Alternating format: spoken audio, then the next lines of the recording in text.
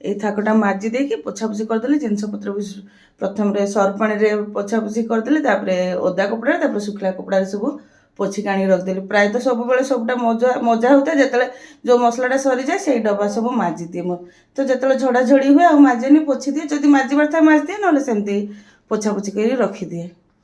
ଆଉ ଏପଟରେ ଏଇ ଥାକ ଆଉ ବାସନ ଷ୍ଟାଣ୍ଡଟା ବି ମାଜି ଦେଇକି ଶୁଖେଇ ଦେଇଥିଲି, ଶୁଖିଯାଇଛି, ଆଣିକି ଲଗେଇ ଦେଇଛି। ଏବେ ସବୁ ଜିନିଷ ଗୁଡ଼ାକ ସବୁ ପୋଛାପୋଛି କରିକି ଆଣିକି ରଖିବି।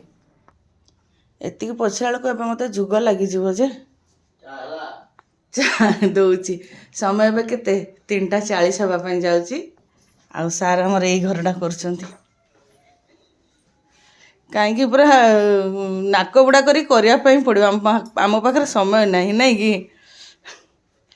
ଆଉ ରାତି ହେଇଗଲେ ତ ଝଡ଼ାଝଡ଼ି କରିହେବନି, ସେଥିପାଇଁ ଏବେ ଝାଡ଼ି ଝୁଡ଼ା ଦେବୁ ସବୁ। ଆଉ ତାପରେ ସନ୍ଧ୍ୟା ପରେ ପୋଛାପୋଛି କଲେ ବି ଚଳିବ, ମାନେ ଜିନିଷପତ୍ର ସବୁ ପୋଛାପୋଛି କରି ରଖିଲେ ବି ଚଳିବ। ଏଇ ଘରର କପଡ଼ା ଗୁଡ଼ାକ ସବୁ କାଲି କାଚିବି। ଏଗୁଡ଼ା ଆଜି ସବୁ କଚାକଚି ହେଇପାରିବନି, ଦୁନିଆ ବେଳ ହେଇଗଲାଣି। ଏଇଟା ମୋ କଣ୍ଢେଇର ଛୁଆବେଳର ଗଦା। ଏତିକି ଯେଉଁ ଚେପା ହେଇଛି ଦେଖୁଛନ୍ତି, ଇଏ ତା ବାବାଙ୍କୁ ମାରି ମାରି ଏତିକି ଚେପା କରୁଛି। ମାନେ ଏଇଟା ଏତେ ହାର୍ଡ଼, ତଥାପି ସେ ଏତେ ଜୋର ଜୋର ମାରେ ତା ବାବାଙ୍କୁ ଆଉ ତା ବଡ଼ ମାମୁଁକୁ। ଏଥିରେ ଧୁମ୍ ମାରିଛି ଛୁଆବେଳେ।